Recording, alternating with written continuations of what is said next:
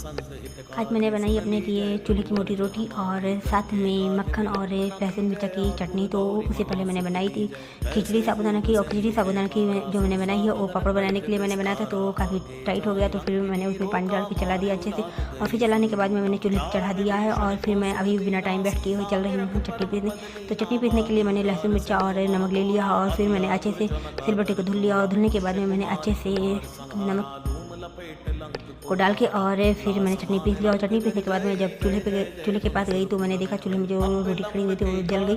और फिर मैंने जली हुई रोटी को थाली में निकाल लिया, और थाली में निकालने के बाद में मैंने जो कढ़ाई चढ़ाई थी साबूदाना की खिचड़ी वाली उसको मैंने चला दिया, और चलाने के बाद में चूल्हा अच्छे से जला दिया। और फिर मैं खाना खाने लगी, जो मैंने मोटी रोटी चूल्हे की बनाई है और साथ में मक्खन और लहसुन की चटनी।